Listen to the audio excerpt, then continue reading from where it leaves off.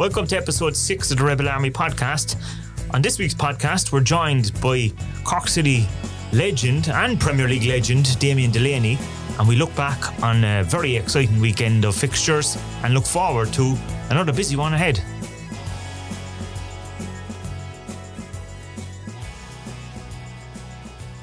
Yeah, welcome back to another episode of the Rebel Army podcast, episode 6, and joined as always by Aaron Howey. How are you? Not too bad, Stephen. Episode 6. That's episode 6 weeks now. Yeah, we're into our, I suppose, a month and a half of this, and we're top of the league. We are, yeah. And that has to be a good thing. Not us as a podcast, actually, the club. Yeah, we've fallen down the league. I don't know. Yeah, I'd always rather the club be top of the league. Yeah.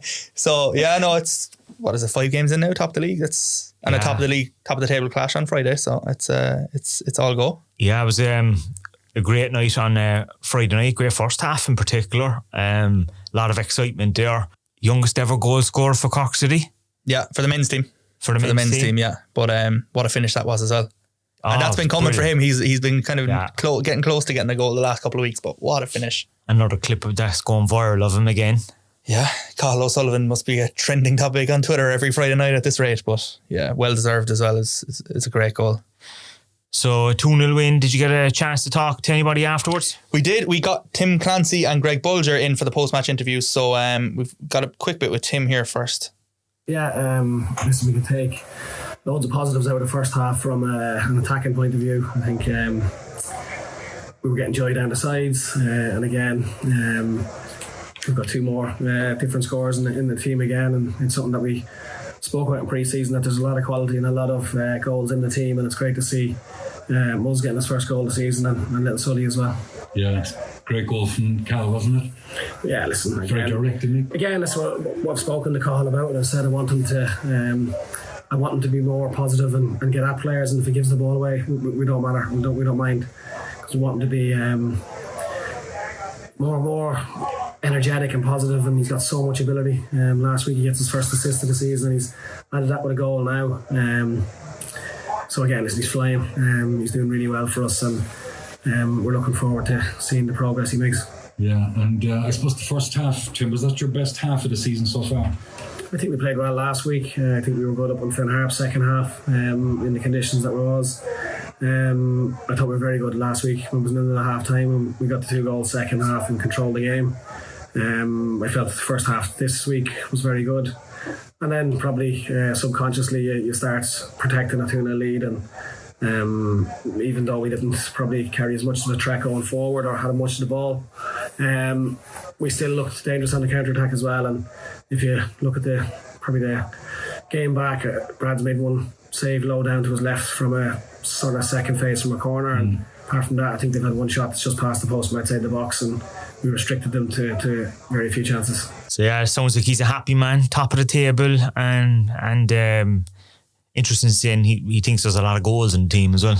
Yeah, and it's the goals have been coming from, I know Jack's got a few, but Kyle's chipping in, Cian Coleman's got one. Like if we're a team that everyone can score, then that's great. Yeah. And because there was a worry before the start of the season, but I think some of the players have kind of said that they were up against. I think Malik kind of said that, Nathan kind of mentioned that they were up against top teams, but they knew the goals were going to come. Yeah, Tim said it as well in some of the interviews throughout pre-season, that was the logic. Like, he wanted to be up against the top Premier Division teams, because you learn more from a hard fought game like that than you could go out and play a game and win 5-6-0 or whatever. But you learn more from the tougher games. And there was Malik said it last week that there was 1 goal scored in pre-season and people were panicking, saying where the goal is going to come from. And the goals have been coming, and long may they continue, and we'll stay where we are, hopefully. Yeah, it was a tough weekend for the women's team. Yeah, it was a difficult one. 5-0 loss away to Galway on Saturday. Game was actually moved from where it was originally supposed to be. We were on the way to, it's due to be named in DC Park, which is Galway's home stadium, but had been a match there the night before. Galway played Shamrock on TV the night before, and the pitch cut up massively, and there was a lot of puddling and stuff on it on the Saturday morning. So it was called as we were kind of just coming into Galway, but we knew the game would be on. It would just be a different venue, and that was sorted. We got there, kickoff time was pushed a little bit, and 5-0 loss, which was disappointing. another game now next weekend, the different tournament as well, so they can kind of put that behind them. And I know when Danny was in here a few weeks ago, he said, it's going to take time because there's a new squad kind of coming together on this one, I suppose. So, a lot of new signings. There's a young team there as well on top of that. So all of that takes its time, like. Exactly, yeah. And look, it is very early in the season, and probably hope it's an outlier of a result in the grand scheme of things come the end of the season. But difficult one. And it's probably one of those games that you just want to put behind you. And I'm sure they're just itching to get on the pitch now again next Saturday and just try and put it right and get a different game of football in. How the academy teams get on over the weekend? Under 20s men's team were off this weekend. They were the idle team. The women's 17s were also due to be on Saturday, but that was postponed shortly before kickoff. The 15s then were the only team that did actually play on Saturday, and that was a 3-0 win away to Kerry in Mount Hog Park. David Dunn got 2 and Ryan O'Leary got 1. On Sunday, the women's 19s were away to Treaty and won that 2-1. Shauna Sheehan and Kaylee Still got the goals. The men's under 17s also won 2-1. That was against Waterford up in Douglas Hall. Evan Pilo and Jaden O'Donovan with the goals. The 14s won 2-0 against Kerry in Mayfield then. Jack Cunningham and Ollie Lynch got the goals there. So on a bad weekend. Yeah, good weekend. And speaking of the academy, actually, did I see there's a new sponsor? Yeah, Everseen have come on board. They're the new main sponsor of the academy. All the academy teams, you would... A technology company out of Cork, aren't they? They are, yeah. And there's a couple of pictures on social media at the weekend of the Everseen logo on the kits, and it looks really good. 15s, I think it was, were the first team to actually wear the new blue away jersey as well. That hadn't had an outing until the weekend, and it looked, to be honest, now it looked class. But Everseen will come on board. That's been announced today or yesterday at the time, probably by the time this comes out. But great to have them on board. Again, a Cork company. We have a lot of Cork companies coming on now. Everseen have been around for a while, but they've obviously stepped up their involvement this year. There's a lot of Cork companies involved with us now this year, so that's great to see for Cork as a whole as well. And speaking of companies, there's going to be some opportunities for other companies to get involved with the club. I see we're announcing details of golf classics. Yeah, so the golf days are back this year. Usual annual golf classic is back. We've got 2 corporate golf days, and we've got a new addition as well. So we've got like a family fun day, foot golf in June, down in Kinsale. So that'll be an enjoyable one. That kind of gives an opportunity for the last time. Jeez, we might have to do a Rebel Army podcast team down there. We get a few of us down there. Yeah. But that's a new addition to the schedule for this year. A chance for all the family to go along and that's brilliant. Have a bit of fun. So kids can take part and everything. Kids, all the parents, the grandparents, whoever wants to do it. Yeah, it's open to all. And that's new in the calendar for this year. So when's it taking place? That's on Friday the 14th of June down in Foot Golf in Kinsale. So a bit of time yet before that happens. Yeah. Bit of time, yeah. The annual golf classic then at Lee Valley, just over from us here, that is on Thursday the 19th of September. And then we've got the 2 corporate golf days that were kind of introduced last year. One is at the K Club on the 22nd of July. And then there's one in Cork just before that on the 1st of July at Cork Golf Club. Down Little Island. Yeah. Excellent. So there, if you're a golf enthusiast... which there are plenty. Yeah, including our next guest that's coming in. I know he spends his days playing golf now since he's retired. But we're delighted to have...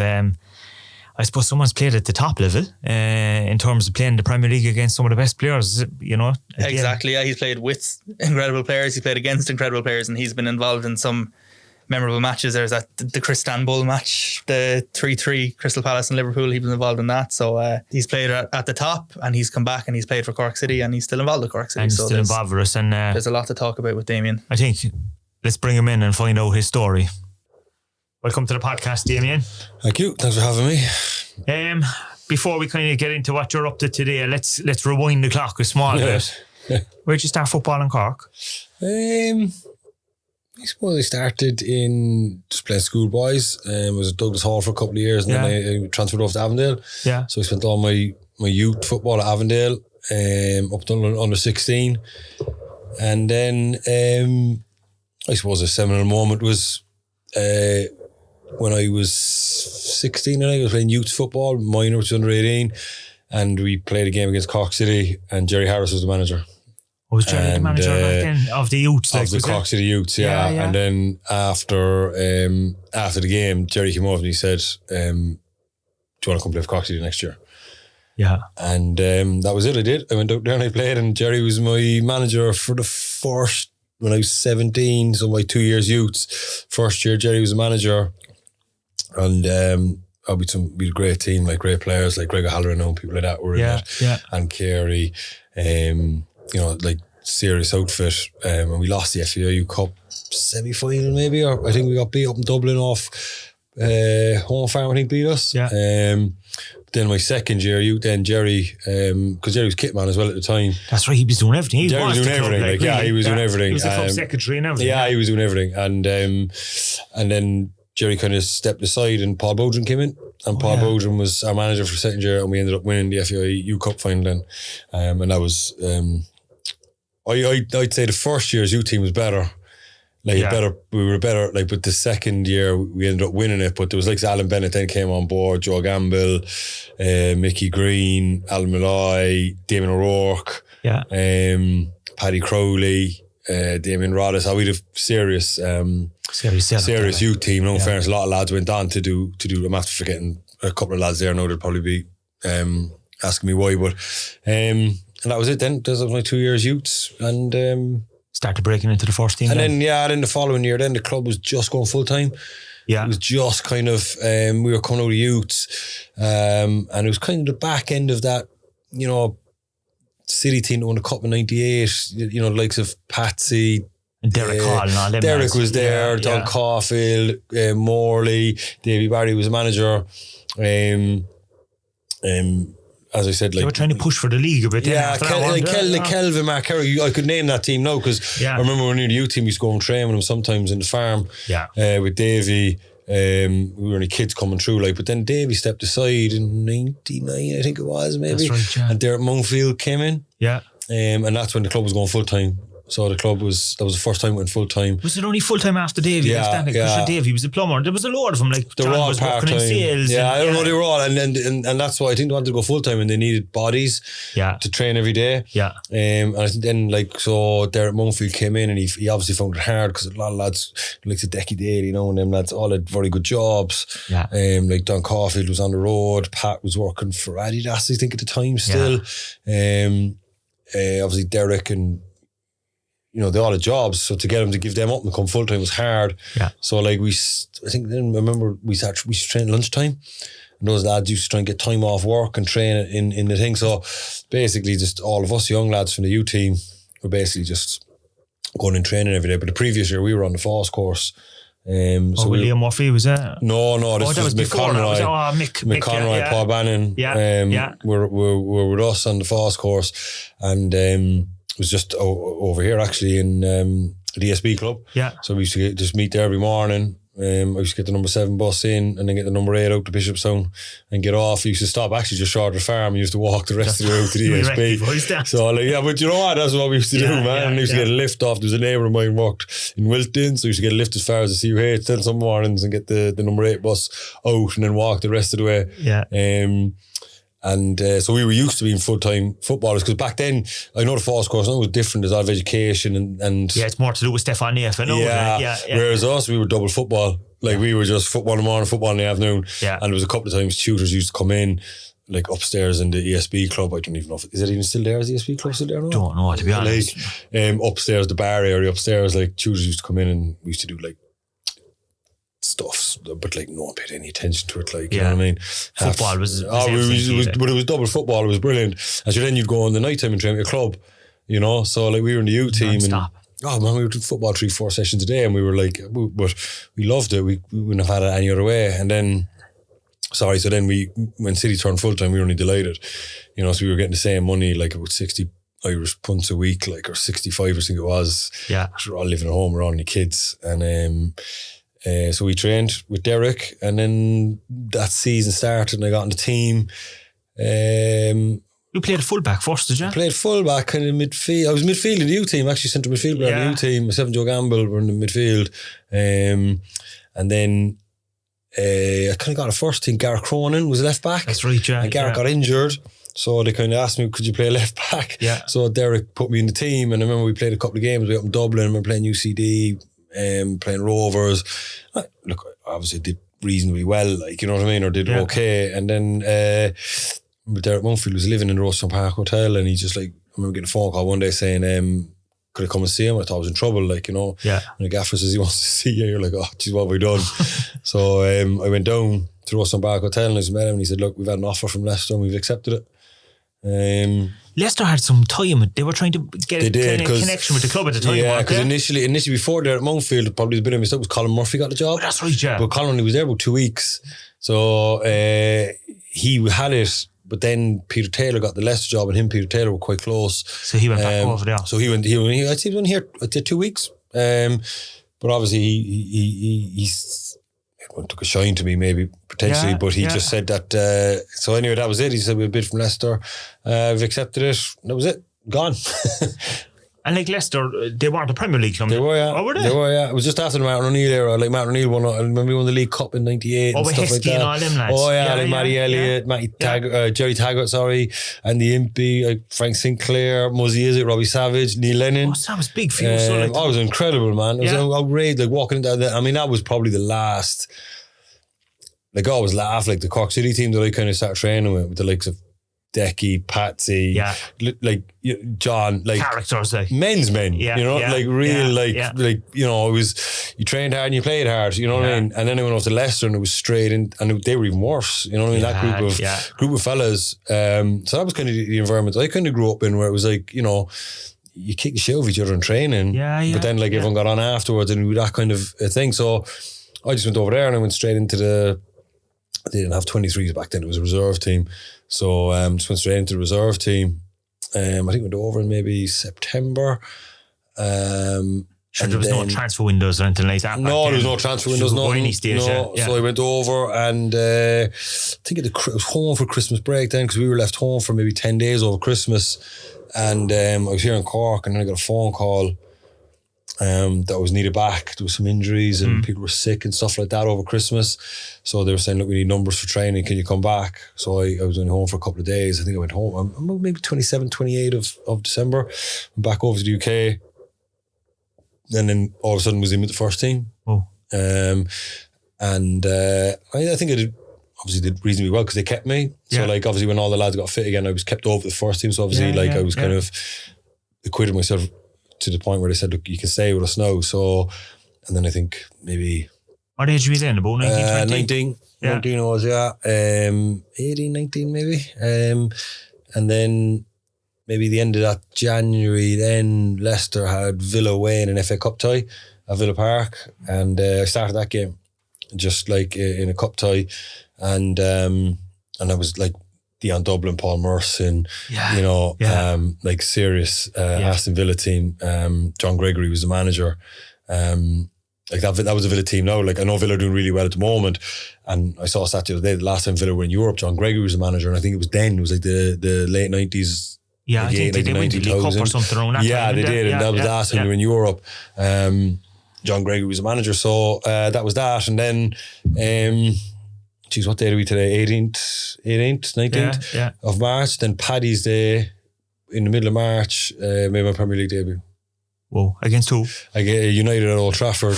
What a place to make your debut. It's incredible, yeah. It's still my first and my last Premier League appearance was at Old Trafford and Old Trafford. So my first and my last. So and did family get a chance to come over when you made your debut that time? I was back then, I don't know if they still do it now, but back then what they used to say is they used to bring a couple of players just to kind of be part of the squad. So like, back then it was only a 16-man squad. That's right, yeah. So they used to bring maybe 18 and I was always kind of 17th, 18 man. And then on the Friday I was told you're travelling with the first team. So I was like, oh, okay, fine. But obviously when you travel in, you get tickets, you get 2 tickets for a game. Yeah. So I said to my phone with dad and I said, look, we're at United tomorrow, and this was the 99 United team, you know, which was like that was a who's who, you know. This was in the year 2000 maybe. Your first Premier League game, you're marking like world class. We were Keane and Butler in the midfield, like so.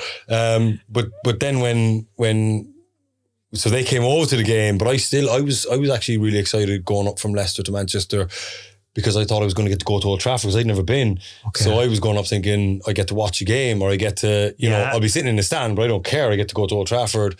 And then before the game, I had a meeting at like maybe 12:30 or whatever before we go to the stadium, and I kind of just walked in, sat at the back of the room, and Adi Akinbaye was sitting next to me, and like the manager like pulled over a flip chart, and I wasn't even paying attention. And next thing Adi started like elbowing me like that. Yeah, And I was like, what's I said, look, Addy, what's wrong? And he was like that, like looking at the flip chart, and my name was on the flip chart, and I was just like going, I was like, wait, what? Yeah. I couldn't figure it out. I was like, is this? And then you kind of go into this like, is this a dream? Is this reality? Kind of, am I asleep at the minute type? Like, because you know the amount of emotions that flow through you that quickly.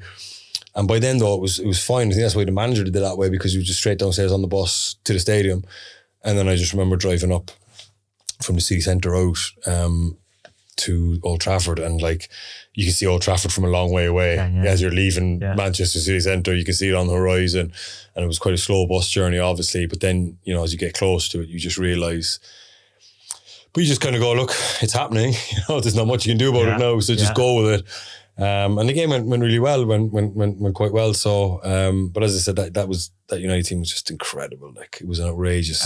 Were you playing full back or? I played centre midfield. Centre midfield, yeah. They went with a 3-man midfield. So against the two lads. So Keane and Butt, and Keane, Butt and Sheringham were in the midfield with, I think it was Cole at the top end of the pitch. I think Giggs played, Stam, Dennis Irwin, and another quirk of faith. Dennis Irwin was captain that day because it was his 500th Premier League appearance. Oh. So Dennis played, I think it was like Yap, Stam, Gary Neville. Like, it was a who's who of Premier League heroes. There was 3 Cockmen on the pitch. Well, there was, yeah. So Roy, because I remember coming out and Roy was at the back of the queue, or in the middle of the queue, and obviously it was the first time I'd ever even seen Roy. Like, and you just kind of looking, going, that's him. And I was like, what's he doing back there? And then I saw Dennis had the armband, and I just, by then I was like, I don't even care if I know it afterwards why. And anyway, the game went well. So yeah, that was in 24 years ago. Whoa. Is it? Yeah, 2000 it was, I think, maybe. Yeah. So St. Patrick's Day 24 years ago, Dennis was the captain, and then I got Roy shirt afterwards.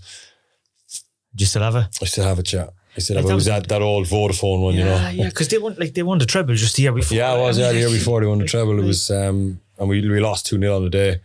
Like, in a short space of time, you had gone from training out in Bishopstown in 6 months previously to being on the pitch at Old Trafford. Bishopstown wasn't even there, it was the farm. Was it the farm? You were there? Yeah. So like, it was, I know they're next to each other, but like, that stadium wasn't even, I don't think that stadium was even there, was it? Or, the stadium was there, but I think it wasn't done by the club, you know, or there was so many, yeah. So yeah, that was it. It was just like, a very short period of time from playing League of Ireland to going over and doing well. But I was playing in the reserve team games, and it was a reserve Premier League. So like, a lot of the reserve team games was, you know, we were in the reserve South. So, you know, we played against Tottenham, played against Arsenal in the reserve. So that was my kind of first taste of it. And obviously I did quite well, or did okay in those games, that when they were short at Christmas, I got called back and was put in with the first team, and then obviously stayed in with the first team. And that was pretty much it. And how long did you stay with Leicester for then? I was at Leicester then, 2003 maybe. I'm not good with dates. But Leicester got relegated. So we stayed up that year. Then the following year, I started the first game of the season away to Arsenal at Highbury. Whoa. And it was the Arsenal, Thierry Henry, the Invincibles. Like, I don't know. I'm not sure what the Invincibles, but like, it was like Henry, Ljungberg, Pires, Vieira. Like Vieira for me is still the best player I've ever seen. Yeah. Oh, like, honestly, like Patrick Vieira in real life. Oh my goodness. Like, he's huge, they beat us 5-0 at Highbury, first game of the season. And I played in centre midfield again. And like, he is massive, and he just have to, like, I mean, they just have to win the Euros, I think, the year before or something like that. Yeah. Or the summer previous. Obviously they were World Cup winners, but Bergkamp played, Henry, Ljungberg, Pires, Sol Campbell was a centre back. Yeah. It was an outrageous football team at the old Highbury, which I think is one of the most beautiful places that's ever.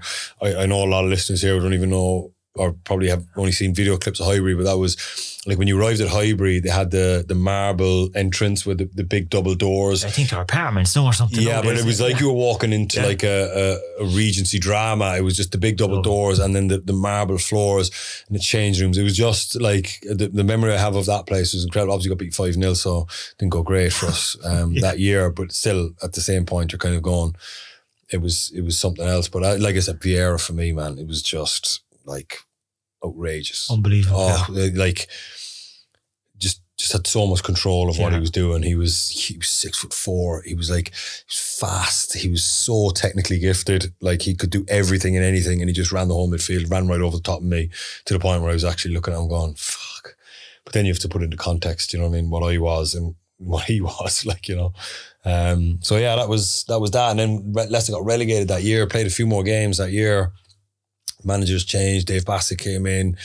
It all got very messy at Leicester around that time. They got relegated, and then I went out on loan the following year because once I wasn't a player, I was going to play in the reserves. I hated reserve team football. Yeah. So and so what happens then? Do you kind of say, look, I want to move on? Yeah, but you have to play well in the reserves because that's how you get out on loan. Yeah. Right. So reserve team games used to be on a Monday night, and you used to play in them and just say, look, this is my chance to get, because scouts are at it. And then I went on to Stockport, Mansfield. Where else did they go on to? QPR as well, yeah? No, that was further on.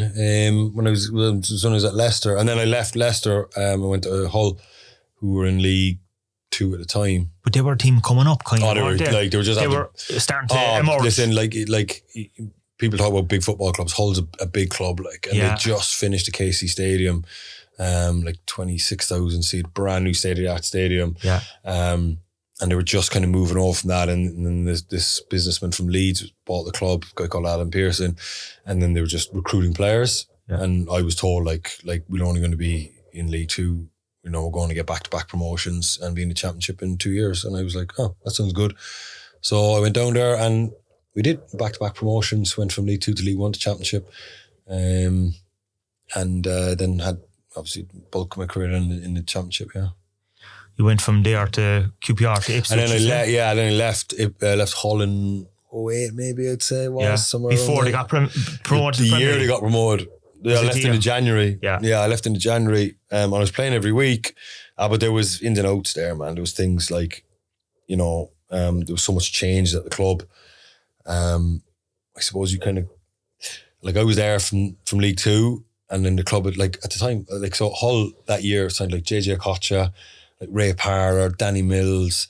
The club went on a huge spending spree, and I was still playing every week. Yeah. And I was kind of going, can I get a new contract? And they're like, no. And then I kept saying and then I think when you're at a club that length of time, they treat you like part of the furniture. You know what I mean? They take you for granted. They do, exactly. Yeah. We'll bring in the stars, we'll pay them, but... Exactly, that's what I kind of felt. I was kind of going, the club would move so far, so fast, and I was still playing every week and still contributing every week and still doing really, really well. So then in the January, I just got a phone call saying, do you want to go to QPR? QPR had just been taken over by Briatore and all them people. So I just got a phone call, and I kind of a little bit of petulance, said, look, go on. Yeah, because I said, look, you guys have had enough opportunities now. If you rated me, you'd look after me, and I didn't feel like they were. So I just kind of went, right, I'm out, and I left, and then they got promoted. But QPR was great, fabulous football club, still one of my favourites. Yeah. Great football club, great location, great stadium, right in Shepherd's Bush, West London. Stadium is just in the middle of I don't know if you've ever been to Loftus Road. No, I haven't. It's so right off London, Shepherd's Bush, West London, central London, W12, but so you've Shepherd's Bush Green, and then the stadium is just off it, and then you walk down the road and it's just got huge council flats, and then all of a sudden it's just there's a stadium in the middle of it, and you're just and it's a tiny little stadium. But it's a great stadium, little 2-tier, but it's just vertical. Yeah. It only holds maybe 20,000, maybe I think 22,000. But you talk about fans on top, atmosphere. Brilliant. I still one thing I don't miss a lot, but one thing I miss is those midweek night games at Loftus Road. Yeah. There was a great atmosphere, especially the winter nights where it was raining, it was wet or cold, and pitches were greasy. Fans packed in, super stadium, And then you were in the Championship at the time. The Championship, yeah. So we stayed in the Championship with them, and then it's there 2 years, I think it was. And the Championship is tough, I'd say. Man, I tell you what, it's probably one of the hardest leagues in the world. It's the hardest, absolutely. And I think it's the best league as well. I know the Premier League's brilliant, but the Championship is serious place to play. So many games as well.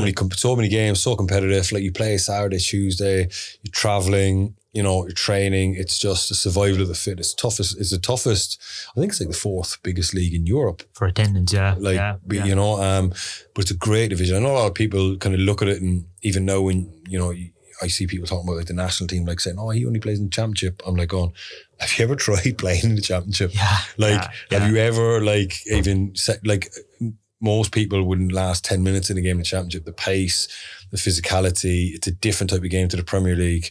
Premier League is a lot more possession based, but that is just like the blue touch paper and whoever hangs on the longest.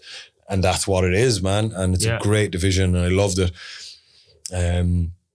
But to survive in that league, because what you have to do is serious. Like, you have to be physically, mentally really strong, because you get beaten a Saturday heavily, and then you're like, come in Sunday, Monday, you're travelling because you got a game Tuesday night, wherever, Bristol or Plymouth. Anywhere in the country. Like, it's tough. And you're getting back at like 3 or 4 o'clock on Wednesday morning because you've just played, you've been beat, you got to come in, train Wednesday, and then Thursday, you're not really training, you're just warming up, cooling down, walk through sessions, and then bang, you're into it again Saturday.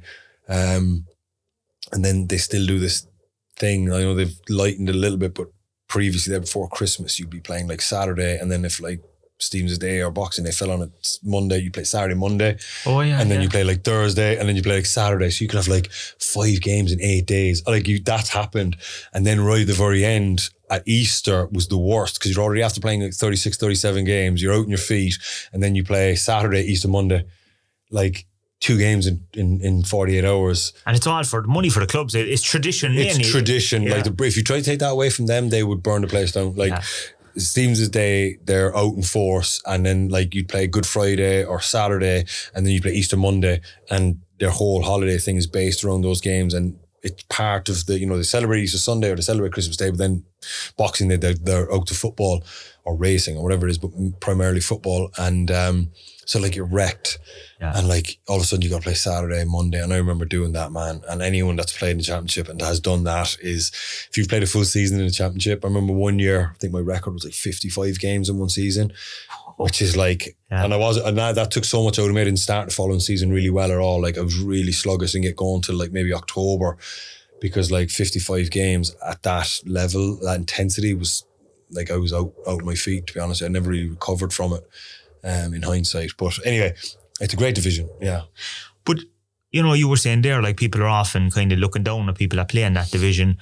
Did you find that you were kind of hard done by with the Irish setup then as well? Because, like, you weren't getting called up to the Irish. Well, see, like, I would say it was hard done by, like, at all. No, because it was actually that year I got called into the Ireland squad.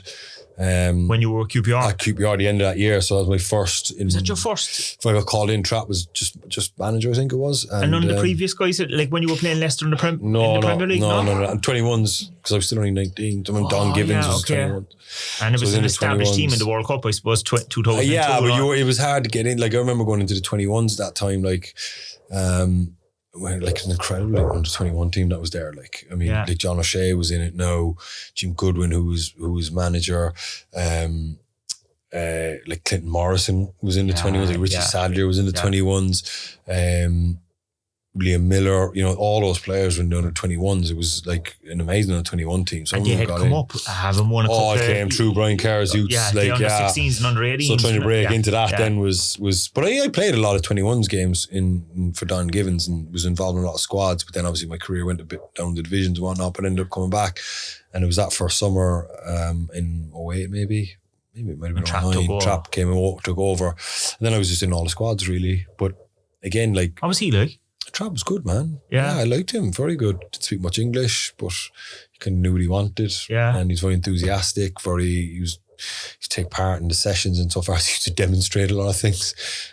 I don't know how old Trapp is, but he was at least 70 when that happened, and he was running around the training pitch. This little Italian fella just screaming in Italian. Liam Brady was like his translator, so Liam Brady would be like talking over the top of him. Looking back now, it would have been quite comical, like, but. Trapp, Trapp used to lose his temper or lose his shit in Italian and just like screaming, like, and Liam Brady was supposed to like translate. then Liam would just go silent, and you'd know that like Liam just couldn't translate what he's saying because it was probably so bad. Liam was just like, yeah, we leave it there. I think to get the message, as opposed to like literally him calling us all or whatever he's calling us. So, but again, it couldn't be hard done by. Look at that Ireland team, man. Like John O'Shea, Richard Dunn, like Shea Given, like Kev Kilban, you know, Glenn Whelan, Robbie Duffer, like Aidan McGeady, they were all playing every week in the Premier League. And like all of them players like Damien Duffer playing in the Champions League and winning leagues with Chelsea and stuff like that. Is it like, you unbelievable, yeah. I mean, Dunny was playing every week for Villa at the time, wherever he was. I think it was Villa he was at the time. Robbie Keane was in every club. Robbie was Robbie, but like that was an outrageous like time to be involved with Ireland. Like the level of players like Kevin Doyle, there's one I forgot. Yeah, you know, like Doyle or Longy was in there as well. But Glenn Whelan was playing every week for Stoke. Like Donny and Sean St. Ledger were just like an incredible partnership at centre back for Ireland. Yeah. You know, with Shea then behind him, Killer was playing left back and Shazy was playing right back, and you're like going, like that's an amazing back four goalkeeper. So what are we going to do? Going knocking traps door, going I want to play. And we were after dropping back into defence at this stage. I established myself as centre back then. That was so position, that you were kind of gone from midfield back into defence. That was only when I was a kid. Like I think when I went off to Leicester, I was moved in at centre back, and so that was that really.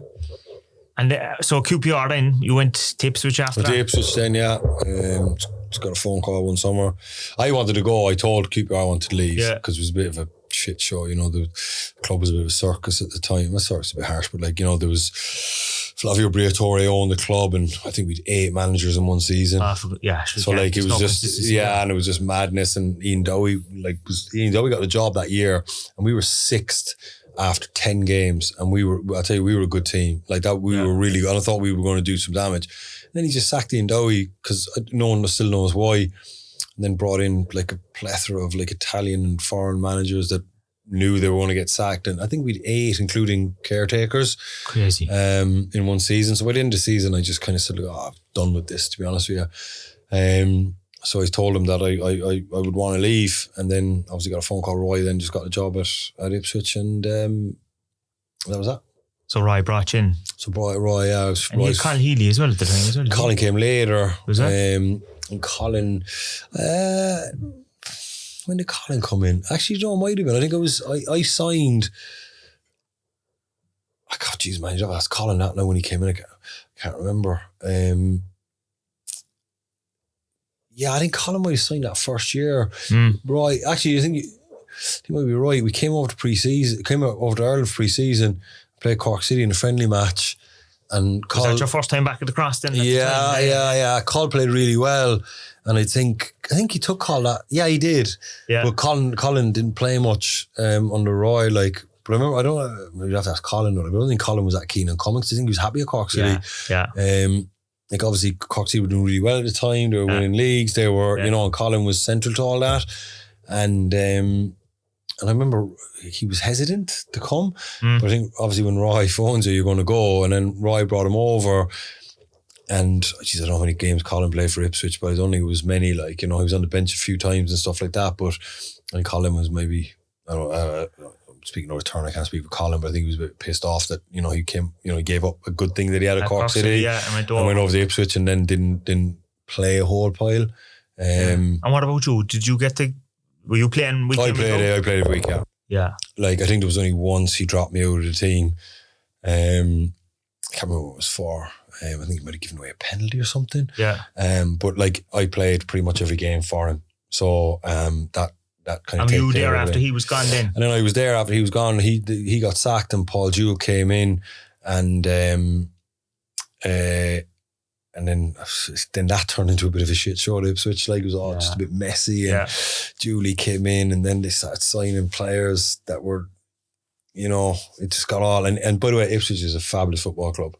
Like, if I signed for Ipswich and was in a different stage in my career, like East Anglia there, that part of the world is, if you look, like, a lot of players go to Ipswich and they retire there and they stay there. Because it's just idyllic, scenic country drives. You've the beaches over there on the East Coast. London's only an hour on the train into Liverpool Street.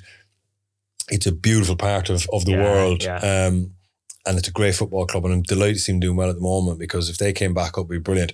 But like when we were like Ipswich, we're getting like 32,000 every week. It was a big support. Like huge supported football club. Great training ground. And as I said, idyllic place to live if you'd family and kids, but a nice house in the country and like no traffic jams. You know, on a Sunday you can take a drive up into that countryside there, as if you're driving towards Norwich. Like there's so many nice little like bars and pub restaurant type things, you know, that you could sit. It's a great spot. So that was that, man. And then at the end of that season I was just like, I've had enough of that now as well. Like and then I just kind of knew, and then I left there. And Palace came out, and then ended up going to Palace. And who was in charge at the time of Palace? Dougie Freeman was a manager at Crystal Palace at the time. And I actually only told the story recently because Paddy McCarthy, who's gone in with John O'Shea now on the Ireland coaching ticket, Paddy was captain at Palace, and I'd known Paddy for like playing against him and meeting him and whatnot. And Dougie phoned me, and he was like saying, "No, Paddy dislocated his shoulder, I think, in pre-season." So Dougie like phoned me, and he knew I was going to get released by Ipswich because we kind of agreed to part. And Dougie was saying to me, "Look, come on down here. I need you for 3 months because Paddy's out for 3 months, but I need a centre back." And I was kind of, I'm not sure about that. Like, so Dougie said, "Look, just come down. You're going to play." He said, "I don't even care if you train or not. I need a centre back because I don't have anyone." So I was like, all right, fair enough. So I went down to Crystal Palace and signed a 3-month deal. Ended up staying 6 years. But you kind of nearly played some of the best football of your career. It was, it suited you, I'd say. Their style, did it? I don't know really what happened, man. It was just, I just came in at the right time. There was magic happening at that club. They were growing. And it was like, Dougie was a good manager, like, and he signed a lot of players. Like that team that got promoted, I'd say cost nothing. Like, I'd say it cost about 400 grand. It was all free transfers and academy products. I don't think they paid, looking back now, I don't think they paid for anyone. Dougie just cobbled together a group of players, and I kind of came in. They'd lost their first 4 games of the season. Of that following season, and that's why Dougie was phoning me saying, "Look, I need a centre back because I've a young boy playing centre back and he's not ready, you know, and I don't have anyone else, so I need someone to come in and just fill in till Paddy gets back fit again." And fortunately for me, Paddy never got fit again. So I stayed in. Like, So there was just something happened. I just came into something. I just kind of looked around. I just went. And I knew a lot of those lads that were there from playing. I played with a few of them at other clubs and played against them. And just from playing against them, I knew what type of characters they were like. You know, they were proper lads, like serious lads, very good professionals, but tough boys as well. Like a lot of them were, you know. A lot of lads from like up Newcastle way and Manchester, like tough boys. And I just liked the environment. The first day I came in, I was like, and then the first game I came in, we won. So we were like bottom of the championship, and we won a game. And then I think we won like 12 in a row. And went from bottom to top. It was like the weirdest thing ever. It was so random. It was just like, came in, won 12 in a row on top of the league. And then Dougie Freeman fucked off. So he got headhunted by Bolton, and he got like... he left, him and Lenny Lawrence and Curtis Fleming with the coaching team that were there, and they just left, man. And who took off? Ian Holloway came in then. So Ian Holloway came in like the November, and my contract was up because I only signed 3 months. So like, Ollie came in, and like he is as mad as what you think he is. Like he seems mad on TV. He's as daft as everything that you think he is. And like, I think my contract was up in like 2 weeks, and the club were trying to get me to sign, and I was like, "No, I'm not signing." And they were like, "No, you have to sign." And I was like, "No, I'm not signing. I'm finishing. I'm leaving." And in the end, like, Ollie he used to call me into his office like nearly every morning, like, "What are you doing?" And I was like, "I don't know, I'm not sure." Like every day for about 10 days. And I think, I'm not lying to you, it got down to like a few days before my contract was supposed to expire, maybe on the 30th of November or something like that. And put me in an incredible bargaining position, like, because we'd won 12 in a row. We were top of the thing. Paddy still wasn't fit. So, like, the club were like going, you can't leave. And I was like going, oh, I'm leaving. Give me a deal. Yeah. Oh, so then I know it was like pretty much, you know, but I just kept saying no. And that's when I like started just like negotiating for myself, because I didn't have an agent at the time. Oh, yeah, okay. So, like, I was just meeting Ollie every morning. I was like, no.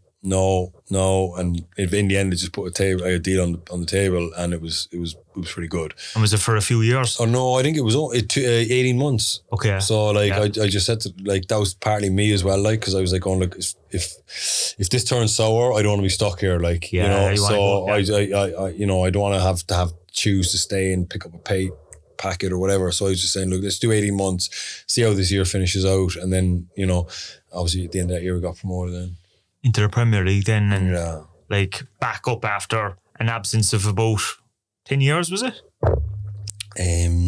Close enough to it, I'd say, at that point. It was there was a funny stat, man. I don't know if have you ever seen it. No. The longest gap between Premier League appearances is you. Is me. And do you know who's second? Who? I have a wild guess. Ronaldo. Yeah. I was in Premier Sports working there recently when Ronaldo came back, and I swear to God the battery on my phone died, because I was just like, just people ringing and stuff, like someone put it up that the longest gap between Premier League appearances. I think, no, did Ronaldo beat me? Did he beat me or did I beat? So I think, anyway, it doesn't matter. Crazy, I can't actually remember, but I beat. Nice that to have. Yeah, but it came up like it goes. So I think it was something that I beat Ronaldo in something. The longest gap was like 12 years or something like that. From when I last played for Leicester to when I still played now. Did he beat it, or he just came in? He beat it, yeah. So he beat it? Yeah, so there you go. That was why he went mad. So, like, only anyone would get upset if I beat Ronaldo or something. But, like, so he beat my record of longest gap between Premier League appearances, yeah.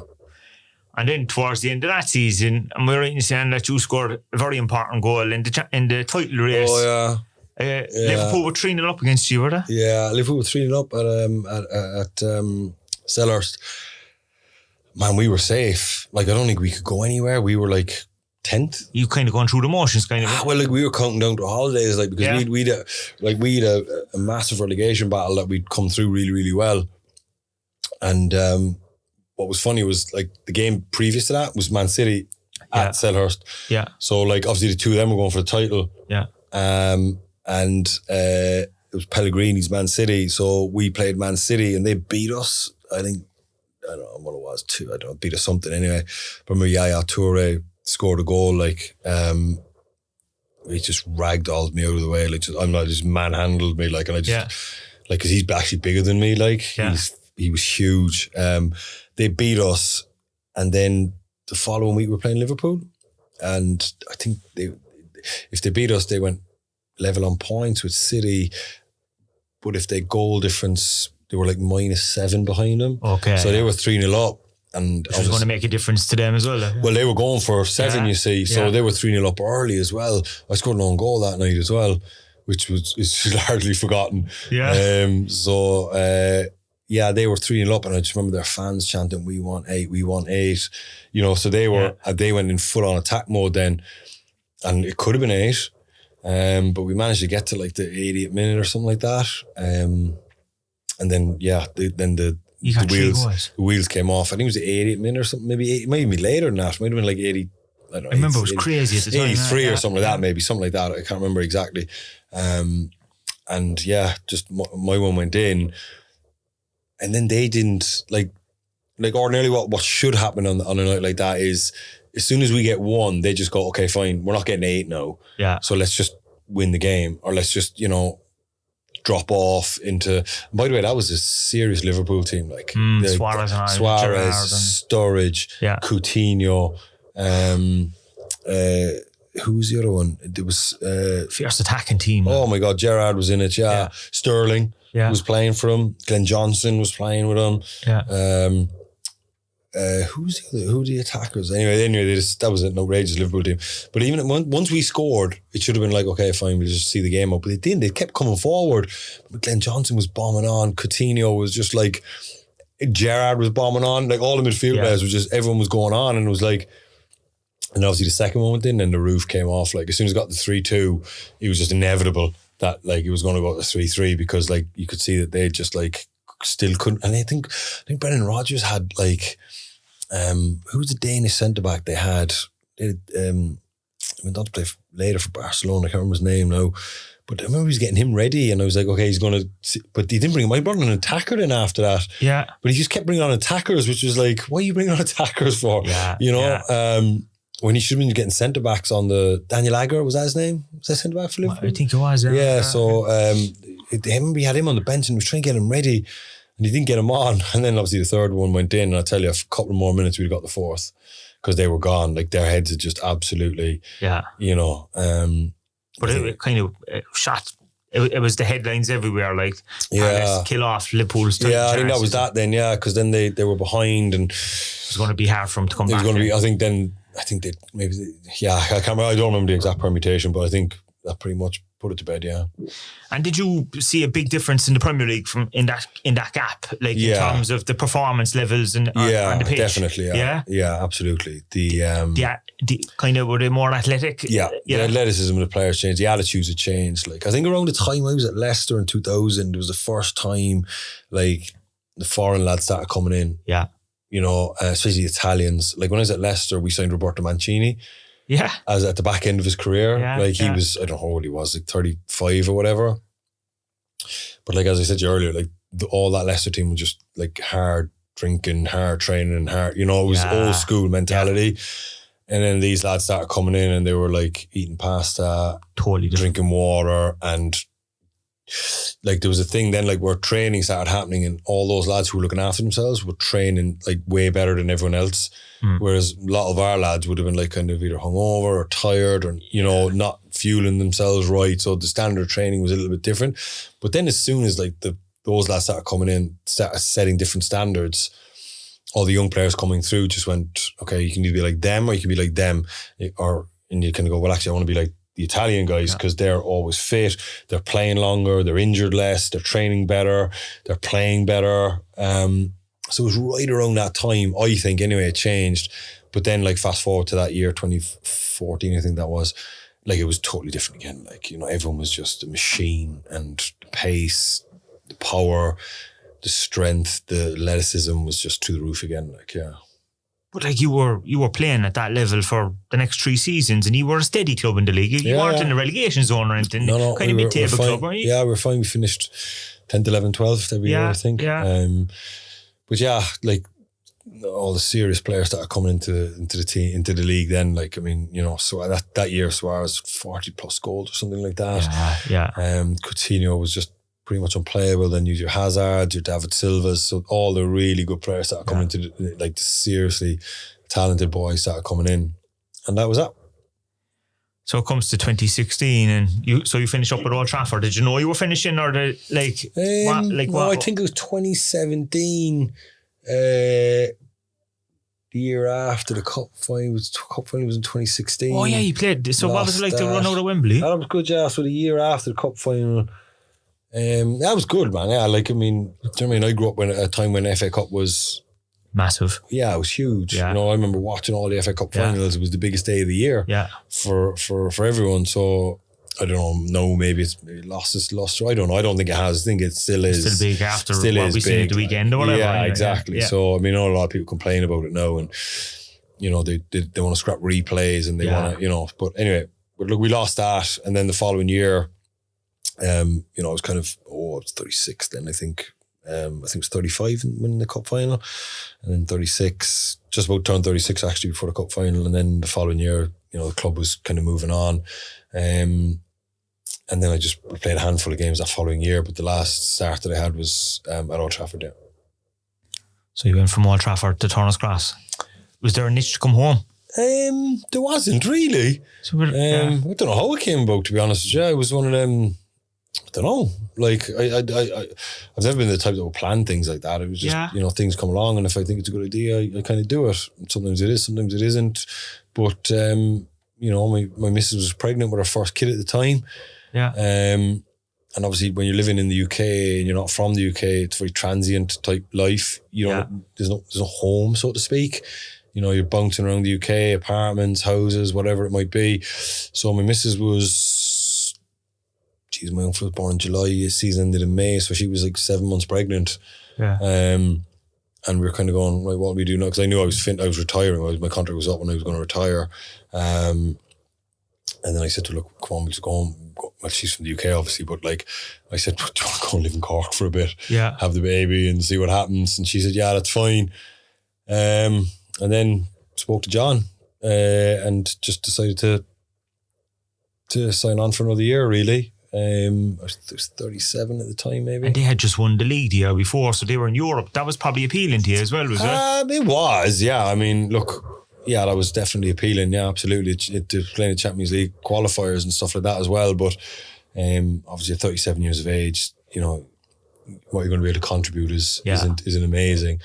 Maybe people expected a bit more from me, but like I'd been playing since I was 18 to 37, it's pretty much 20 years, and I play, like a lot of people play for a long time, but if you look at the amount of games they've played, it's not a lot. Yes. You know what I mean? Because a lot of people are out with teams or injured or whatnot, but I played a lot of football. Like you were playing 37 games a season for I played over 500 games, which is like, it's a lot of miles on the clock there, you know? So, I just came home and I don't regret it. I think it was an amazing experience, like for me to come back and to be able to play, to start off with Cork City and to be able to finish up with Cork City.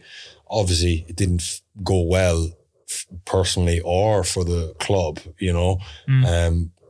but what do you think went wrong? I don't know, to be honest with you. Dundalk were just a very good team. Yeah. And they just won it that year, I mean, Cork City won the league previously, but there was that ding-dong battle between Cork and Dundalk, and then we lost the cup final. That's right, in 2018, I think it was, maybe, to Dundalk. Yeah. And then that was that, really, to be honest with you.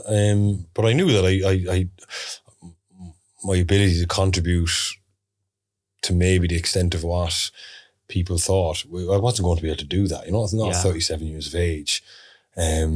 But what I will say is, like, I didn't take, I wasn't on a big salary. You know what I mean? I know a lot of people like I spoke to John, and again I said to John, look, what's the average salary? And he told me, and I went, just give me that.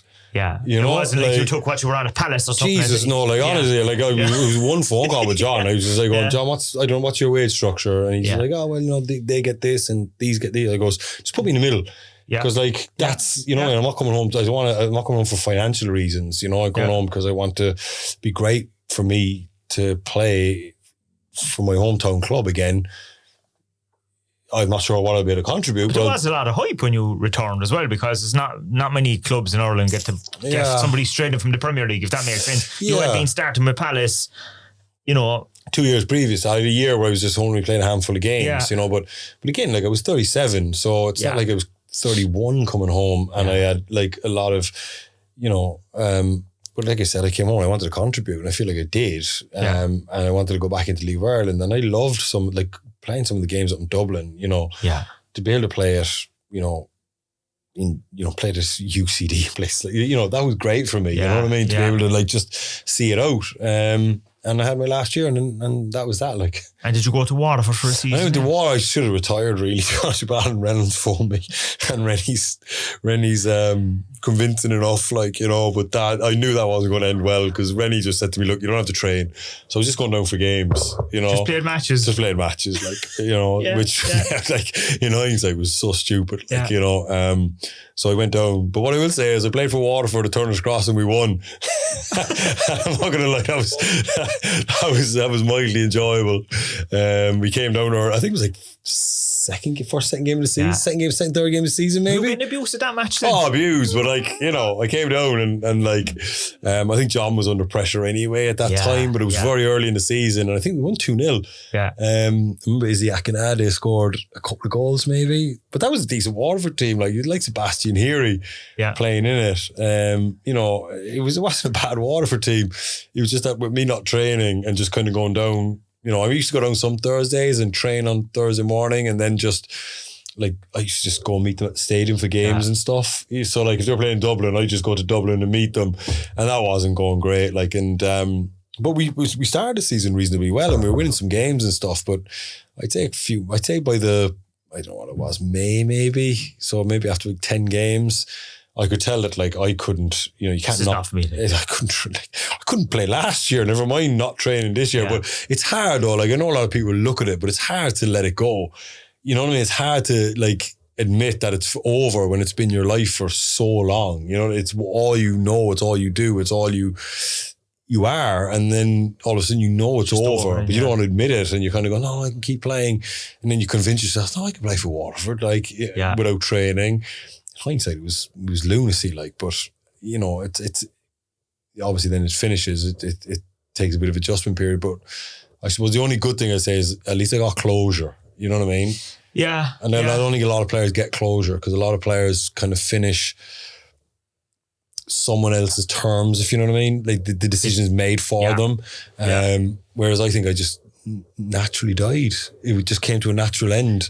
You kind of nearly eased off towards the end. That's kind of hard finish. It just, exactly. Like a lot of players have an injury or they get the contract's terminated or whatever it might be, and it's over for them, and that can be quite, because it hits them like a bus because maybe they're not expecting it or whatever.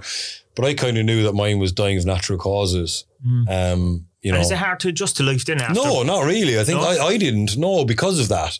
Yeah. Because it died naturally. So I was kind of going, like, what am I going to do? Complain that, like, I knew I still couldn't do it. Yeah. So, like, you kind of accept to go, well, what are you complaining about? Like, it's not like, I know some guys finish maybe at 31, 32 and they kind of go, oh, maybe I could still do it. Yes. And they kind of maybe never scratch that kind of itch that they have. But if you saw me at Waterford, it was definitely over. You know what I mean? And any interest in coaching or anything? Nah, not really. No, it was never for you. No. Like, never did any badges or anything? No, it was like the media wasn't for me either. Yeah. If you asked me would I be a coach or would I do the media, I'd have said it's more likely to be a coach. Yeah. And how did the media come about? COVID, I'd say. Because obviously travel stopped. Lads up to the studios. And there was nothing really happening. Yeah. And I just got a phone call one day saying, look, obviously the TV stations in Ireland used to bring in lads from the UK and stuff like that. Yeah. Obviously travel restrictions. Yeah. And I kind of thought to myself, well, at least I get to go to work because I was, what did you cast him in emergency work? What did he call him? That's what he had, the people in the media. Essential worker, that was it. Yeah, I used to have a little note that you could go around. Jeez, that was mad, wasn't it? So, I was an essential worker. So I was driving up to Dublin and because the league was still going on and obviously punditry needed to keep happening. So it was almost just kind of like, what am I going to do, sit around for a year and do like under lockdown or whatever was going on? So just previous to that, I was doing some radio stuff for Off the Ball and things like that. But again, like that was just more just something to do. I didn't have any. But then when COVID hit, in that 20, whenever it was, that's when it kind of really kind of took off. And COVID finished. And well, here I am talking to you. Yeah, but you kind of got known then for kind of controversial comments and stuff. Is that a strategy on your behalf then? Define controversial strategy. Define controversial. There's always a kind of a bad guy in the studio that would kind of say... So I'm a bad guy now. Fuck. Like, you did, I think, Jesus, Premier Sports and Virgin would kind of use little clips and put it out there. I didn't see any of those clips. So anything I say, I stand over. Yeah, like, you're just honest. It's what I see. Yeah, you know what I mean. And Jesus, man, if you want to challenge me on any of it, do. But I think a lot of it stood up. Yeah, people might not have liked it, but if in hindsight, I think a lot of it was accurate, maybe, or it wasn't wild. You know what I mean? A lot of it was what I said. Obviously, I understand football. I understand how people feel about football. Yeah. If you say something bad about someone's team, people are going to get upset over it, And that's fine.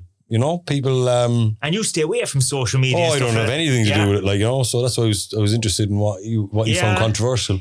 I just remember there'd be like clips you might make a comment about maybe Solskjaer or something at United, or you might make about Stephen Kenny or something like that, and all of a sudden it would blow up online. And I was saying, like, how does it, like, was that were you told to go in there and be honest, or is that your own decision? Like, no, it's my absolute complete autonomy over what I say. Not once has anyone in any team, and if they did, I'd walk straight out the door. Yeah. If I went in and the producer said to me, can you see this? I'd just be like, absolutely no chance. I would like turn around, I'd never work for that station ever again. But I'm guessing that's the success. So it's your honesty. It's my honesty. Yeah. I'm not saying that I'm right, but it's my truth. It's like if I'm watching something, I'll just watch it and I'll see something and I just go, well, that's what I think. No, plenty of times I've been way off, and that's fine too, right? But like, you know, I think if anyone wants to review anything I've ever said, I think it's enjoyable though, I'd say, is it? I don't know, man, is it? I'm just going to do it. Do you know what, man? It's very good. I do enjoy it, and I enjoy working with the people that I work with. You know, I love working with Brian. You know, we've good crack. Brian's a cantankerous old fella, like, but you know, it's and he's back in the Irish setup. Yeah, he's back in the Irish setup. So like, I enjoy working with Brian. I enjoy all the people at Virgin. They're so good. They're so good at what they do, and Premier as well. And as I said, it gives me kind of structure in terms of, you know, my week and my season. I get my schedule of what I have of games coming up. You know when you're in. Yeah, exactly. There's a bit of to it, and I enjoy it. So I'm going to keep doing it, and as long as the phone keeps ringing, that people want you to come on, then I'll keep doing it as long as I want to do it as well, you know, because there could probably come a time where I go, I can't bother doing this anymore, and I'll stop doing that as well. Yeah. But at the moment, I'm enjoying it. I get to spend some time, you know, a lot of time with my kids at home. Yeah. You know, it's a nice schedule that I have, and I'm present at home, which is important, with the kids, and obviously other interests as well. And how your role then, you're back with Cork City again, kind of more like an advisory type of capacity, is it? Like, like what I will say is, I suppose a couple of disclaimers out of the way. Like I don't get paid. Yes. Like, right. I'm not on any salary. Yeah. Like, I've never taken a red cent from the club. It is voluntary. Yeah. With the exception of you know, just meeting with Dermot. I you know, it's an advisory role. I don't have any power at the club. You know, it's Dermot's football club. He is, you know, he has all, I don't mean, it's not like I have a veto or anything. Yeah. It's a purely advisory role, and I've offered my opinion on lots of things. And how did it come about? Did you know him? I know mutual friends up in Dublin. Yeah. You know, and I just met him and we had a chat, and I like people, and I think Dermot's a good person. Yeah. Right. Yeah. No, I'm sure he'll be the first one to admit that, you know, we made a lot of mistakes last year, like a lot of mistakes, but they were honest mistakes. You know what I mean? We were trying to do what we were trying to do. And I think Dermot's heart is in the right place, and that's the most important thing for me. And would one of the mistakes of not being replacing Colin straight away, like, or what do you think? Well, I know when Liam came in, there was a couple of wins, and then there was like, when you go like, listen, man, I've gone back over my part in last year. Like, I promise you, with a fine-tooth comb on things that I should have done better. You know, I should have been stronger on certain things. There were certain things that I saw that I probably, you know, made my point. Yeah. But then it kind of, like, you know, dragged on a little bit. Yeah. I should have been a lot more stronger. Yeah. In some of the things that I said, and I don't think I was, and I've said this to Dermot as well. Like, you know, I've apologized to him for that. I think I did kind of let him down, but it's hard, I suppose. You know, like you said, Colin left, and then you're kind of, you know, Liam wanted a job. Liam took it. We had a couple of results, and then just the season just meandered, man. And I think a big turning point was losing Matty Healy in the middle of the park. Yeah. Like, he was a big player for us, like, and he gave you real physicality in the middle of the park. But obviously then there was, you know, there's nothing we could do about that. You know, if the boy wants to leave and his contract is up, there's nothing you can do. Yeah. You know, I think there is maybe, you know, trying to find a replacement, then it's hard. You know, like, you're scouring players and you're looking, and, you know, obviously you have a budget. I think a budget is important. Like, you have to stick to it. Yeah. Mistakes have been made previously. But exactly. And I think Cork City fans out of most people should understand that. Yeah. You know, that I understand that people are kind of screaming, oh, why are you signing players? Like, it's hard. You know, when you look at your budget, what versus what you can get in, you're kind of like, you know, you're hoping to get lucky, you know, and you're trying to sign players, and we found it very, very difficult. And then obviously Liam left. Of course, then the club was already in a difficult position. And then, of course, you kind of get stuck with the dilemma of trying to attract a manager while you're in a relegation zone. Yeah. Right? Like, that's hard, because now all of a sudden it's not a massively attractive job, because managers are looking at it and they're kind of humming and hawing about it. And then you factor in that there's a budget as well. So then when you throw the budget into the fact that it's not an attractive job, it limits your pool of people that you can get, right? And it's very, very difficult. Now, I know the obvious answer to that is like, throw more money at it. But like, worst case scenario, Cork City got relegated.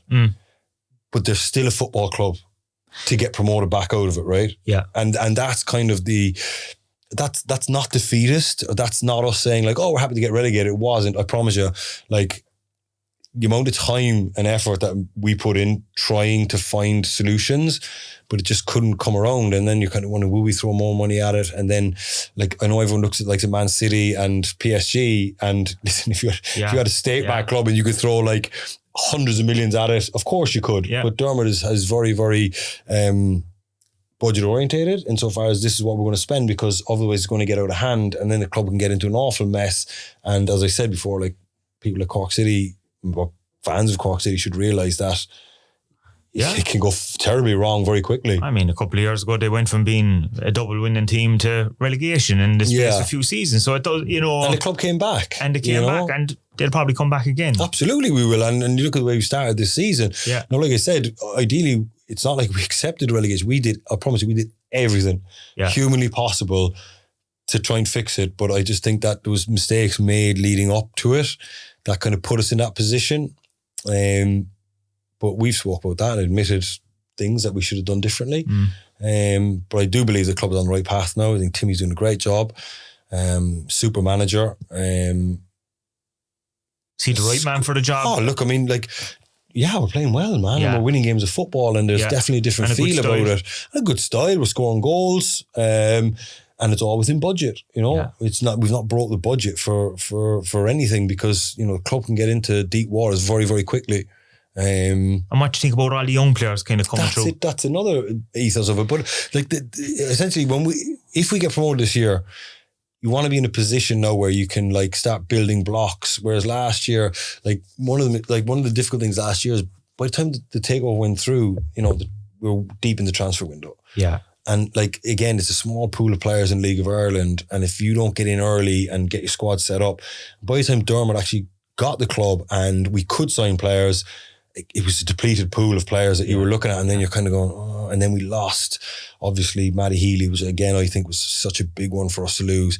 And then you look at the stuff with Keats at the back end of the year. Yeah. So there was obviously, we take responsibility for what we did, but also we have to be fair and say there was a lot of external things that we couldn't control that went against us as well. So there was just an awful lot of things just kind of unraveled. And again, yes, we could have reacted differently. We could have done things differently, but hindsight is a wonderful thing.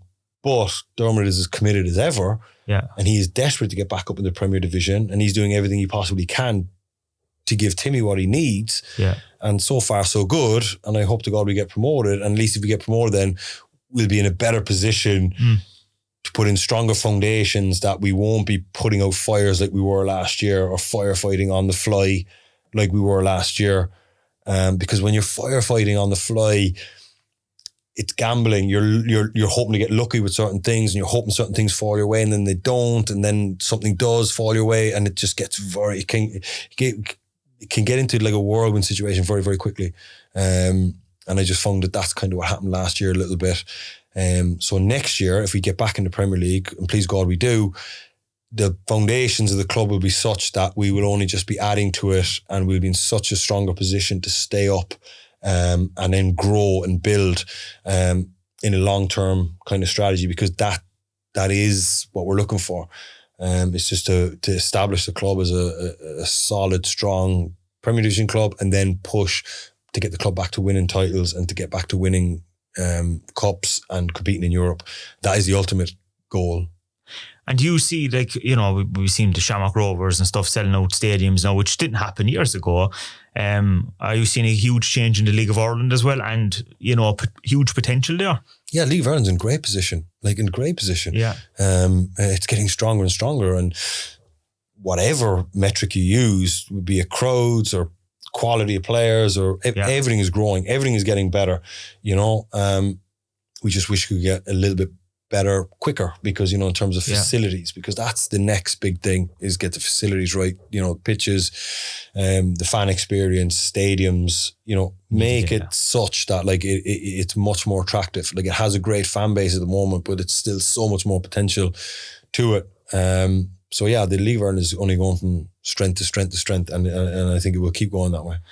And it needs to be probably a bit more like an industry. Like some of the clubs that you played for lower down the leagues in England had phenomenal probably facilities compared to what the League of Ireland has. Oh, that was absolutely. I mean, you go down to League 1, League 2 clubs now, they've got everything, training grounds, stadiums, fan experience, everything is just geared up to it. And it's self-sustainable, That's what you need. That's what you want. That's what you want. You want it to be sustainable.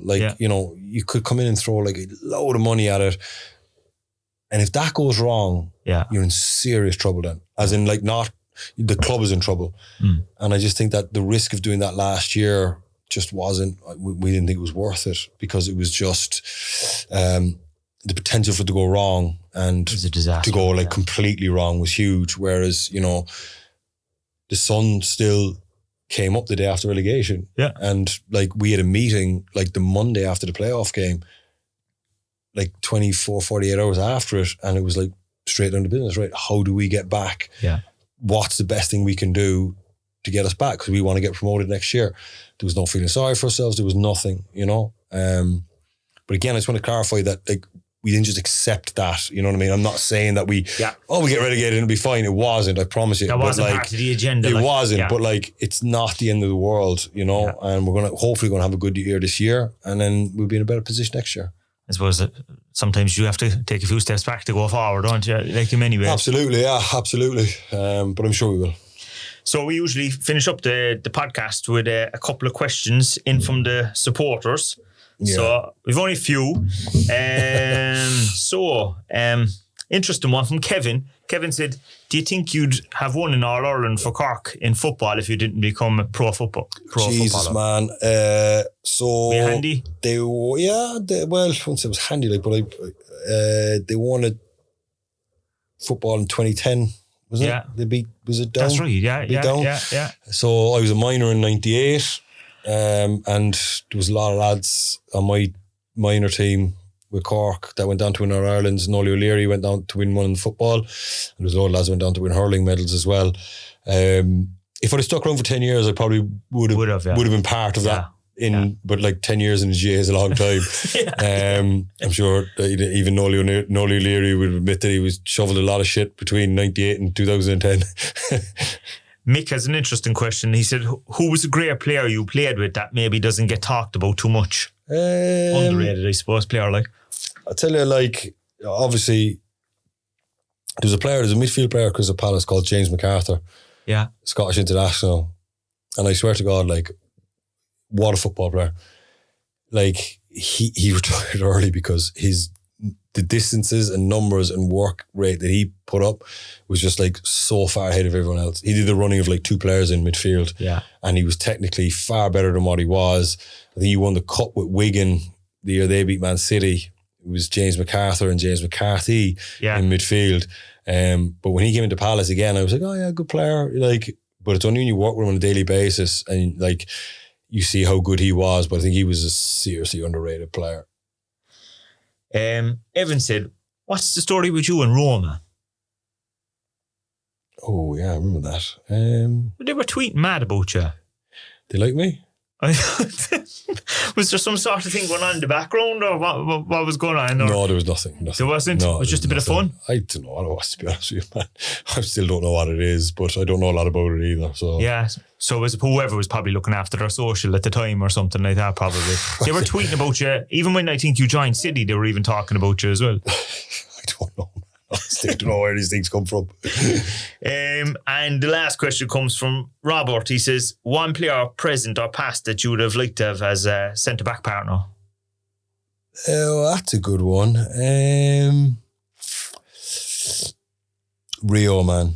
Yeah? Oh, yeah. Rio was a Rolls Royce when he was I know obviously the modern day different players from when Rio retired, but for 6 or 7 years there at Man United, he was effortlessly good. Yeah. No, it wasn't effortless, but he made it look that way. But I think Rio was probably, and he probably would have suited my style a bit better as well. Like, I mean, you know. Did you ever get to play against him? Yeah, absolutely, yeah. I played against him. He was, he was just as good as it gets, really. Yeah. And for a long period of time, he was that good. Just never looked in trouble, never looked stressed, never last ditch. I say never looked stressed, I suppose. It was always that Torres thing, wasn't it? Then they said Torres always had his... No, was that like... I was Vidic as well, was it? Like, but yeah, Torres used to do well against him, but like... But Rio was... I think he was top drawer, him, man, yeah. And like yourself, he's gone into the media business as well. Yeah. So it might be a thing with centre-backs or something like that. Possibly, man, yeah. You're kind of watching from the back. Yeah. I don't know, man. I don't know. But yeah, I think Rio was good. If I had a bit of time to think about that now, I come up with some good ones. Company was a good player as well.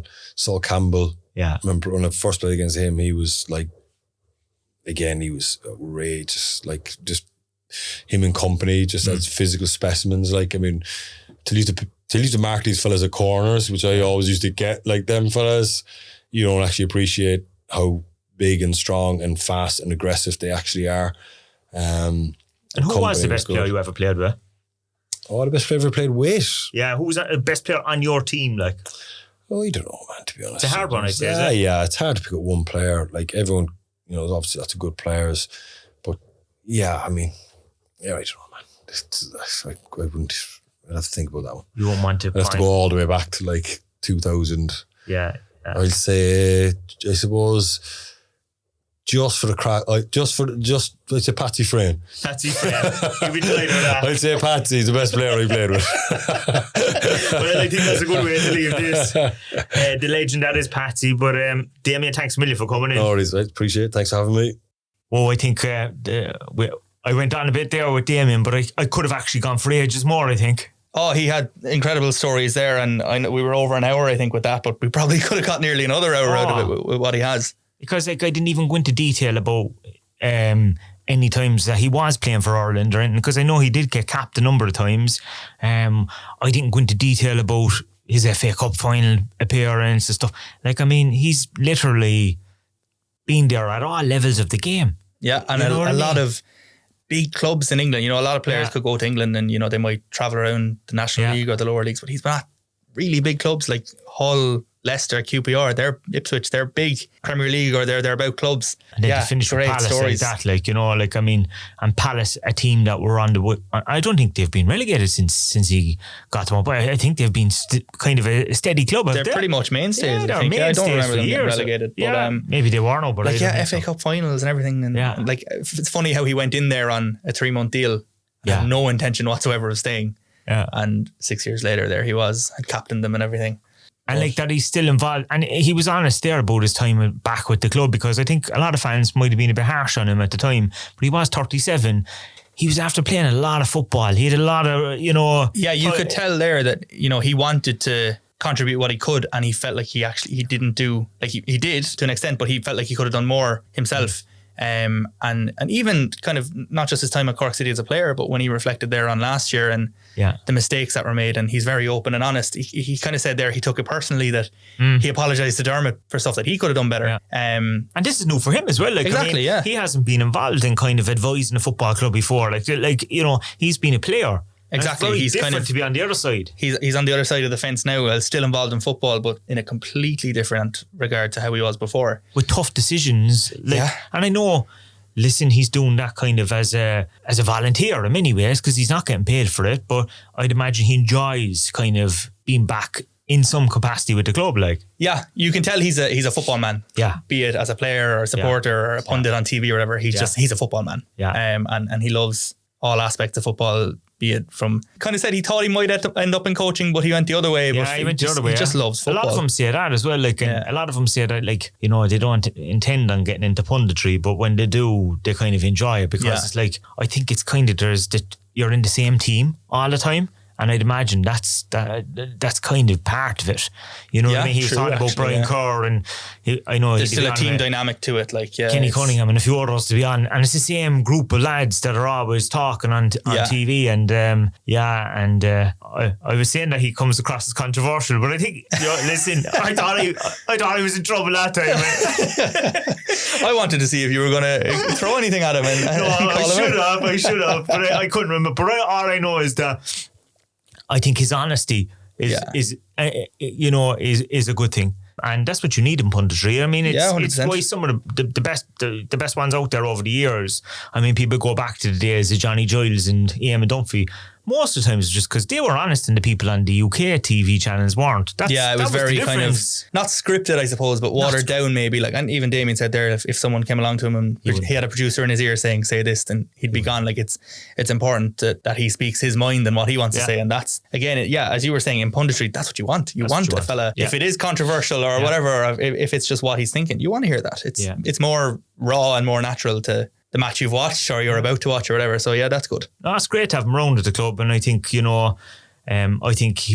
as the years go on, he'll develop even more knowledge of the overall kind of background, I suppose, of League of Ireland football, because he was away from it for a while as well. So I think he can see there's huge potential there, and it was great to hear that actually as well. About European football, back winning titles, and I know that's probably a bit down the road, but that's the goal. Yeah, that is the goal. You just thought of something there. He was talking about his record of the 12 years between Premier League appearances, whatever it was. Yeah. Did he play a senior game for Cork City? No? Was there a League of Ireland record there, similar time? There has to be. Sure, it would be longer. That's nearly 20 years, is it? Yeah. It would be, what was it, 2000? He said it was it 2000 he left, was it? 18 years, I'd say. Probably the record holder there. I remember seeing him, and he was a full back when I seen him, but he explained that he was only filling in, and he was a good player. Like, I mean, I remember seeing him at the Cross. I remember the Derry Nan was only after being kind of built, I think, around that time. And I remember sitting there at one of the matches and seeing this fella, and he was like, he's a good player. Like, and the next thing, he wasn't with us long in the first team, and the next thing he was gone to Leicester. Yeah. And like, to make your debut at Old Trafford, and then ended at Old Trafford as well. Yeah, he kind of, it's like some sort of kind of Ryder Rovers type of stuff. The way his career went, it's almost like a football thing. The way things line up like that, like you know how when you draw someone in the cup, you play them nearly the same time in the league. These things always happen in football somehow. But fascinating. I think people will enjoy that, and. I know we've kind of mixed up the podcast over the last couple of weeks with the old and the new kind of, and looking back, players and coaches, for example, and this is kind of, it's nice, and we kind of had somebody that played but now is kind of involved off the field, which is totally different again to what all the other lads had. So that's kind of something different. It's a whole different perspective on the club and perspective on football as a whole, and really interesting to hear what he does and what he kind of oversees. And the part he plays in the goings on at the club, I suppose. Speaking of the club, this weekend coming, top of the table clash away in Limerick. Treaty away, tickets we've put out there today about tickets. We've only been given 350. That's the allocation we got from Treaty. Those are going on sale this evening to season ticket holders, and then tomorrow they'll actually probably be out by the time you're listening to this on general sale. Wednesday afternoon, but 350, that you'd imagine that'll fill out. There's always a good crowd go up there for that. There is, and even more so when it's going to be a top of the table clash, as we were saying. But there'll be a huge atmosphere there on Friday night. I think I saw Treaty were tweeting along the lines of they could be on for their biggest ever crowd at the Markets Field, which you'd expect. Yeah, Cork City come to town. we bring a crowd. We bring a crowd, and they come to, what's that chant? You're only here to see the city, that kind of thing. Yeah. So. We'll see. What kind of a big deal? We're kind of a big deal, yeah. It's kind of massive, we say that from time to time. But we'll see what kind of crowd we get on Friday. You might have seen as well, Cahill, Jaden and Matthew Murray have been called up on the 17s. I saw that. So they won't be there on Friday. That's a big loss, though. It's a huge loss. Cahill was starting there and obviously scoring goals and assists. And Matthew got on a couple of days, or Longford away, I think. Jaden's had an impact as well, yeah. So those are 3 first team players that were missing. and I think there's some Bagsy was on the bench last week, so he could be involved. We'll have Tim's press conference tomorrow, so we'll know more on the injury front and players that could be coming back into the fold. And they can't postpone it for underage. I don't think so. Yeah, I don't know the rule there or what it is. They can for a senior international and an under 21. I think. I don't even think they're postponing them anymore because the Premier Division actually aren't on this weekend because they stopped for now for the international break. Yeah, but it's not considered at the first division, I don't think, and. Yeah, as you said, underage internationals, I don't think they would anyway. Probably wouldn't count. But that's the danger of having such a young team, I suppose, that this can happen. Yeah, but I suppose it opens the door for other players. Yeah, 100%. Players that might have been kept out by Cahill, for example. And yeah, we'll see how that goes on Friday night. And did they play a friendly behind kind of closed doors kind of thing this week? I think there was like a training match with basically just a training session yesterday, just to get some players on. Don't know how it went or anything like that, but just kind of getting minutes into some of the players that didn't play. Yeah, some of them are probably, a bit rusty from not getting match time, I'd say. Exactly, and coming back from injury, it's good for lads like that as well to just get a bit of match experience, I suppose. And the women this weekend, where are they after? So the All-Ireland Cup is back. We're in Group B and it's a home game in Ferrycarrig Park because the pitch in Turner's Cross is unavailable. But so we're against Wexford down there. It's Wexford, Shelburne and Cliftonville are in our group. We actually went away to Cliftonville in the same tournament last year to Belfast. But Wexford this weekend in Ferrycarrig Park, 6:00 kickoff, and it's an interesting one. It's because it's a new tournament, new competition. I don't know, will clubs or Danny experiment with the squad and all the players might get in? Yeah, we're all looking forward to that one, and we'll see how that one goes. Any other big things happening at the club at the moment? We're back at the Marina Market on Friday, and we're away this weekend, which means we're back open down there. Busy enough in the test run we had last time out, so hopefully now we'll get more people in and sell a few more jerseys and tickets for the next home game. Could buy something down there instead of an Easter egg. You don't need Easter eggs anyway. No. Chocolate's best. Cork City scarves. There's a shortage of chocolate according to the... Would there be a market for a Cork City Easter egg? I don't know if we've ever looked at that, but... That might be a question for Spotify this week. I know we've got some questions. So what kind of merchandise would you like to see on sale in the shop? Yeah. That would be... If you scroll down there now, there's a question tab on the page somewhere. Yeah. Let us know what you want to see. No matter how wacky it is, give us the idea. The worst we can do is not bring it out. We gave a funny one a few weeks ago. What was it? The coldest one? The coldest match you've ever been to. Was there any funny answers to that? There was a lot of, there was a couple of Munster Senior League matches were thrown in. And I think unanimously everyone was saying it was that UCD game at Turner's Cross. That was ridiculous. And that was kind of, everyone was nearly in agreement with that one, that was just next level cold. Yeah, so this week, we want to find out, maybe it's an Easter egg, maybe it's, I don't know, sunglasses for the summer, I don't know, maybe boxer shorts. I saw a couple of mock-ups of, the kind of like Hawaiian shirts, a couple, maybe a Cork City shirt or something like that. Something like that. Would you wear it? Yeah. I personally wouldn't. But that could be the podcast uniform, maybe we'd be in there wearing that.